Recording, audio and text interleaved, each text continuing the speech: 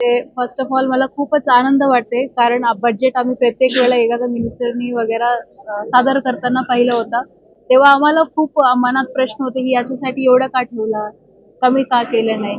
पण यावेळी प्लॅनिंग करताना मलाही खूप विषयाचा अनुभव आलेला आहे आणि मागील 1 वर्षापासून मी जिल्हा परिषदमध्ये काम करत असताना ज्या ज्या ठिकाणी मला कमी वाटलं, जसं मी सांगितलं की आपला हाय रिस्क जे प्रेग्नेंट वुमेन आहेत त्यांना पैसे एनॉमली स्कॅनसाठी पैसे नसतात आणि इन्फंट मोर्टॅलिटी रेट ज्यात नांदेडमध्ये जास्त आहे. त्याच्यामुळे कधी मला मनातून असं होतं की याच्यासाठी काहीतरी करावं.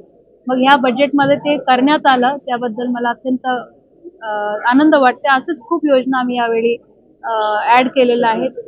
असं म्हणजे मनातून हे सोशल सेक्टरमध्ये जे काम करण्यासाठी आम्ही येतोय IAS म्हणून, हे पूर्ण मला या बजेटमध्ये करण्याची संधी मिळाली. 23.26 करोड एवढे आमचे जमा आहे. त्यानुसार आम्ही बजेट बनवलेलं आहे.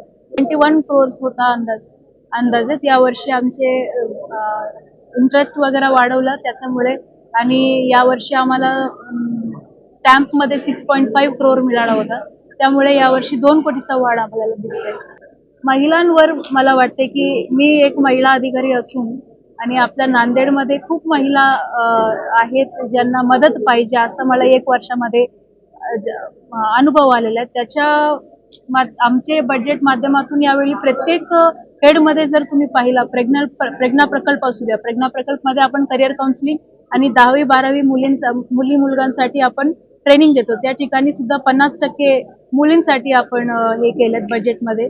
तसेच जसं मी म्हणलं ते ANC मातासाठी आपण पैसे ठेवलेत. तसेच जे घटस्फोटित महिला आहेत, विधवा महिला आहेत, या महिलांसाठी त्यांचे जे मूळ आहेत म्हणजे सिंगल मदर्स असतात त्यांना मदत मिळूया म्हणून यावेळी आपण त्यांच्या शिक्षण आणि हॉस्पिटल बिलसाठी आपण पैसे ठेवलेले आहेत. तसेच महिलांनी जे स्वतःचा एंटरप्रेन्युअरशिप म्हणून नवीन बिझनेस उभा करायला त्यांना मदत जी आहे, असं खूप वेगवेगळ्या पद्धतीचे आपण महिलांसाठी यावर्षी सेसमधनं भारी तरतूद केलं. त्याबद्दल मला वाटते की हे बजेट जे आहे ते महिलांसाठी आपण देऊ शकतो. आता नवीन 2025 पासून आपलं पूर्ण जगात AI सुरुवात आहे. आपल्या जिल्हा परिषदला सुद्धा तिथं AI ची वापर करणे अत्यंत गरजेचं आहे, कारण ज्या ठिकाणी आपल्याला अगोदर 10 तास लागत होते, ते AI चा वापर करून आपल्याला 1 मिनिटामध्ये त्याचे रिझल्ट येतात.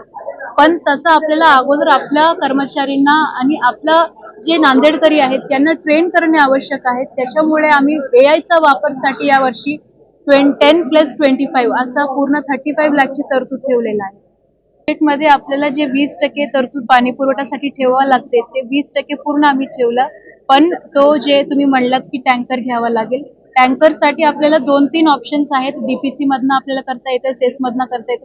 सेस मध्ये आपल्याला थोडं बंधनकारक असल्यामुळे आम्ही सेस मधनं ना करताना यावेळी जिल्हाधिकारी महोदयांना आम्ही विनंती केली होती. सर सुद्धा खूप पॉझिटिव्ह आहेत. मला वाटतं की 1-2 वर्षात आपल्याला भेटणार आहे.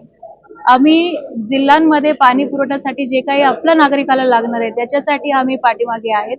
बाकी आमचे जे टँकरच्या मुद्दे तुम्ही म्हणलात ते आम्ही आमच्या पालकमंत्रीसोबत आणि जिल्हाधिकाऱ्यांसोबत चर्चा केली. ते पॉझिटिव्हली निर्णय येईल, तुम्हाला कळवते. जसं असं नाहीये की कारवाई होत नाहीये. खूप ठिकाणी आपल्या कोर्टामध्ये केस सुद्धा चालू आहेत. मी तसं तुम्हाला म्हणलं की युजली आपल्याला प्रॉब्लेम काय येते की जसं आपण तिथं मोजमाप करण्यासाठी जातो, काही नियमाच्या बंधनकारक असल्यामुळे तिथं आम्ही अडकतोय. त्याच्यामुळे यावेळी मोजमापची फेज त्याच्यामुळेच ठेवलं मी की आपण जे ठिकाणी मी म्हणजे जिल्हा परिषदचा मालमत्ता म्हणतोय त्या ठिकाणी आपल्याला मोजमाप करून ते जागा निश्चित करण्यासाठी आपल्याला ते तरतूद मिळू शकते.